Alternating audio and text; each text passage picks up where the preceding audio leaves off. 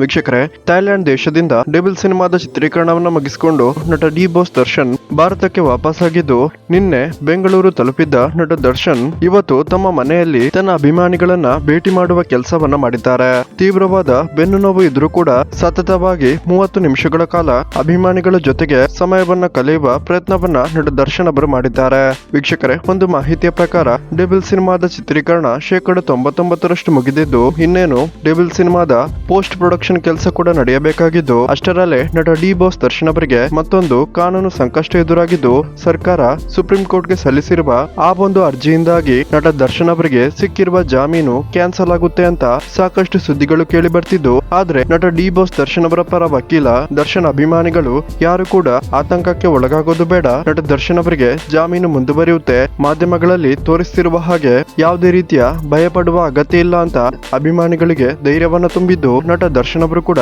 ಇದ್ಯಾವುದನ್ನು ಸಹ ತಲೆಗೆ ತೆಗೆದುಕೊಳ್ಳದೆ ತಾನಾಯ್ತು ತನ್ನ ಸಿನಿಮಾ ಆಯ್ತು ಅಂತ ಆರಾಮಾಗಿದ್ದಾರೆ. ಅಷ್ಟೇ ಅಲ್ಲ, ಕಳೆದ 2 ವಾರದಿಂದ ನಟ ದರ್ಶನ್ ಅವರು ಬೆನ್ನು ನೋವಿನ ಚಿಕಿತ್ಸೆಯನ್ನು ಕೂಡ ಕಂಟಿನ್ಯೂ ಮಾಡಿದ್ದು, ಬೆನ್ನು ನೋವಿನ ಚಿಕಿತ್ಸೆಯ ಡಾಕ್ಯುಮೆಂಟ್ ಗಳನ್ನ ಮತ್ತು ಸ್ಕ್ಯಾನಿಂಗ್ ರಿಪೋರ್ಟ್ ಗಳನ್ನ ಕೂಡ ಸುಪ್ರೀಂ ಕೋರ್ಟ್ಗೆ ಸಲ್ಲಿಸಿದ್ದು, ಇದರ ಒಂದು ಪರಿಶೀಲನೆ ಕೂಡ ಸುಪ್ರೀಂ ಕೋರ್ಟ್ ನಲ್ಲಿ ಮಂಗಳವಾರ ನಡೆಯಲಿದ್ದು, ಇದೆಲ್ಲದನ್ನು ಕೂಡ ಪರಿಗಣಿಸಿ ನಟ ದರ್ಶನ್ ಅವರಿಗೆ ಜಾಮೀನು ಮುಂದುವರಿಸಲಾಗುತ್ತೆ ಅಂತ ಹೇಳಲಾಗ್ತಿದೆ.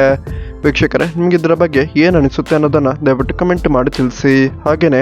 ದರ್ಶನ್ ಫ್ಯಾನ್ಸ್ ಈ ವಿಡಿಯೋವನ್ನ ಲೈಕ್ ಮಾಡೋದನ್ನ ಮರಿಬೇಡಿ.